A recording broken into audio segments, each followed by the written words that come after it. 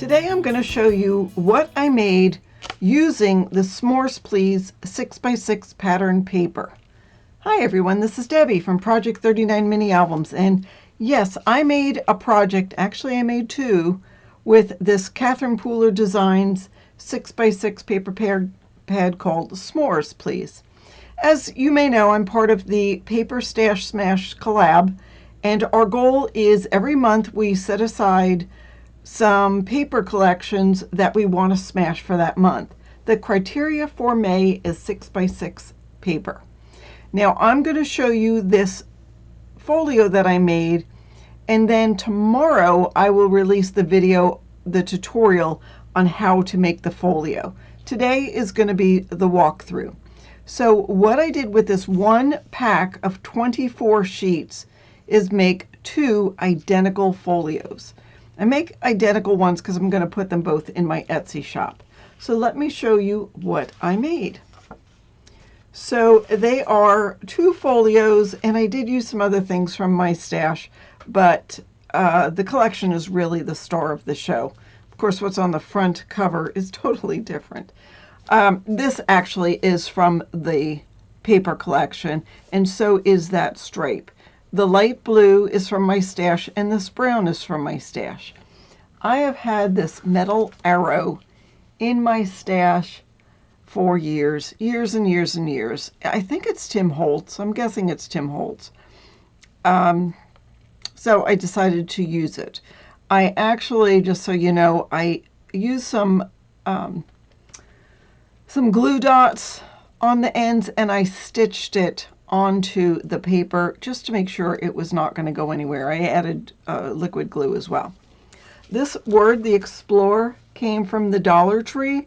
I had to sand it because it was a wood tone and it just was blending in too much with the brown paper. So I sanded it and I painted it with just some paint. I actually mixed up a couple of different colors till it fit. Now you'll notice I don't always do this, but I did stitch around a lot in this folio. And not only did I stitch around a lot in the folio, but some of my embellishments really came to light because of the stitching. And you'll see that in a little bit. I didn't have anything to go with this. All I had was the 6x6 paper. I didn't have any embellishments. I didn't have any ephemera. I didn't have any cut-aparts. It just was 24 sheets. They were single-sided of these papers. Of course, I like s'mores because I camp, because you know I live in my RV. I don't have a house, don't have a condo. I just live and travel and craft in my RV. All right, well, let me take you through and show you what it is. It measures 6 1/4 by 6 1/4 by about 1/2 inch tall. There is a lot of bang to the buck, even though you'd think, okay, it's only 6 1/4 by 6 1/4. I added this sort of jute looking ribbon that was in my stash underneath the paper to make a nice little tie closure. So it opens up like this. And let me just open up the whole thing, even though it won't all fit on camera. But so you see there are actually 4 separate sections. And it's important to know, just because when I do the tutorial, you'll be able to see how I made it. We'll start with section 1 and go all through it. All right, so again, you see some stitching here. I had this blue paper. I wanted to add some pizzazz to it, but didn't want to take away from everything else going on. So I just sort of double stitched, sort of like jeans have double stitching to it.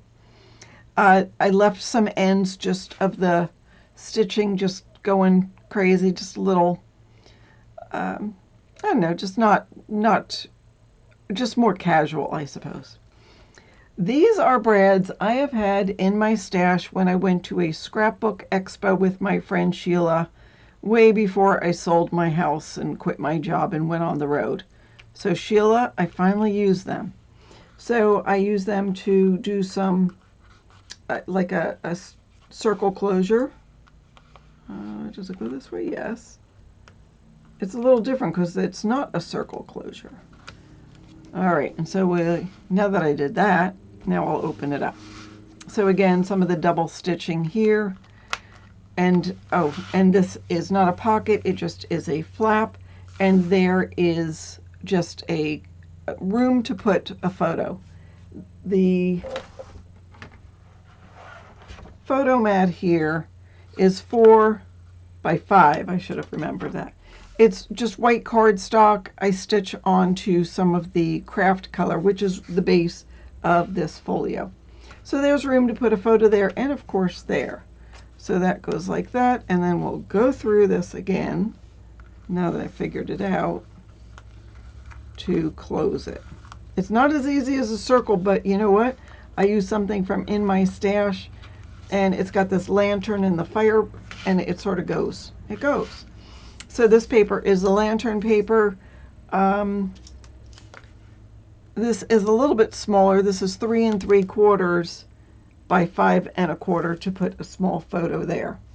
Again, not having any ephemera, I made just a cluster using some scraps from the paper.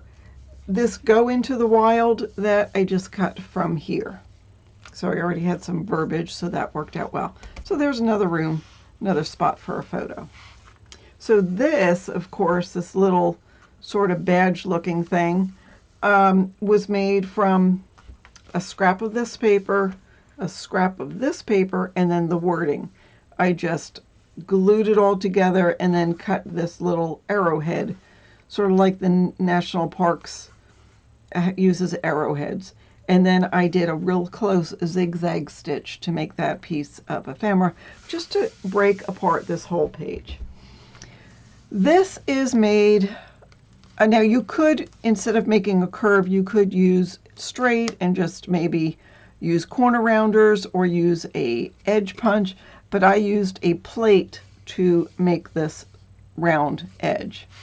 This actually was a different paper. It didn't go with the stash, but I needed to supplement my paper with a couple other things, and this color is perfect, isn't it? There's polka dots on this tent, matches perfectly. So this opens like that. I did also add that cardstock from my stash and have a photo mat inside.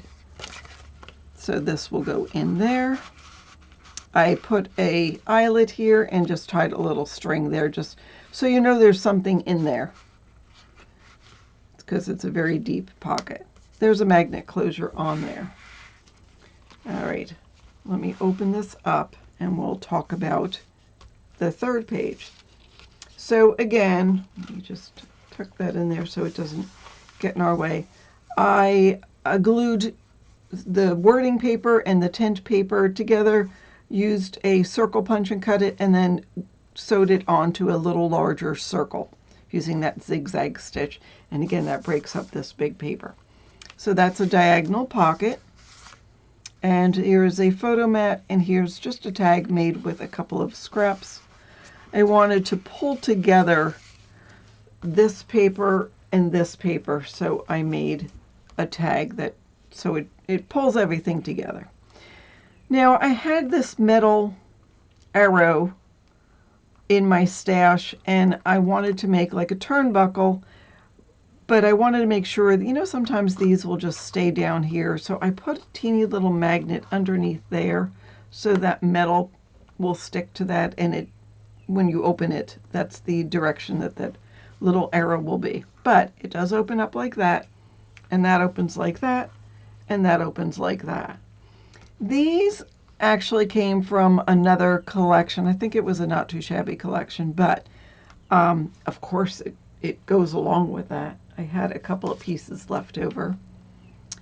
These are 3 by 3 pieces of the pattern paper because I had one 6 by 6 piece. So I cut it into 4 3 by 3 pieces and put one on white backing, one on the brown backing, one went in this one, and one went into the identical one. This is just a little flap that you could add a piece of paper and journal on if you wanted to. So here we have a belly band with a scrap of the paper, because again there are 3 of each. I used this elsewhere. 8, 24, yeah, 3 of each. And then again, that's a piece from Not Too Shabby. And then in the belly band is a photo mat. So that goes nicely on there. And this will close again. And that swings over to here and stays right where that magnet is. Okay, so we've got circle closure with actual circles and pieces of paper as opposed to anything else. I did ink around this because I wanted the color to match closer to the pine trees. Of course, I stitched around it just using a straight stitch, and then in a couple of areas I used zigzag, and this I just zigged around 3 sides for the pocket. Inside the pocket is just a little photo mat that was paper I had left over. So I did put ribbon on the back side. I stapled it and then covered it with the paper just so it doesn't get in the way of any photos you might put on there. So that goes in like that. Look at that pretty stitching. I got a new sewing machine this year, and you know, I don't always remember to use it. I'm trying to get into the habit. This was like a project that I used it a lot, but there's so many different stitches. It was a little Genome inexpensive one. I mean, it was under $200, 130 maybe. And it has lots of stitches that I'll probably never use unless I make myself play with it. So anyhow, here is the back of that. I just made a pocket, stitched around it, and added a little tag that I stitched around that. Carolina from Carolina Crafts had this great idea that if you are putting ribbon for a tag, just stitch around it so it stays in. Sometimes I use a stapler, but in this case I don't have to. So anyhow, there's that. And then let me show you the back of this. So there is more of the lantern paper with, did I show you that already? I did. Okay, so never mind. And then here's the very back of the folio. I did put paper here on that little spine. So that is it. I mean, it's pretty simple, but yet you could see, you could get a camping trip's worth of photos in there. And wouldn't that be a nice present if you went camping with somebody and they took you, you could take pictures as you go, and when you get home, make a cute little folio and give it to them as a gift. So again, tomorrow I will be showing you the tutorial on how to make it. Save that tutorial because that will be great to use for 6x6 paper pads. I also have a video coming up maybe next week where I use the same tutorial, but instead of using 6x6 papers, I used 12x12 and just cut it down into 6x6. I mean, why not? It was just scraps. I was trying to use up what I had in my stash, and I was successful. So, but 6x6 papers is my criteria for what I want to smash for May of 2025. Don't forget to like and subscribe. Hit the bell for notifications so you know when that tutorial goes live. Thank you so much for watching. Thank you all for all of your comments and your likes. I enjoy it. You know, it may take me a day or two to read through everything, but I do. And I appreciate all of your kind words. You all are fabulous. Thank you. Thanks so much for watching. Have a fabulous day.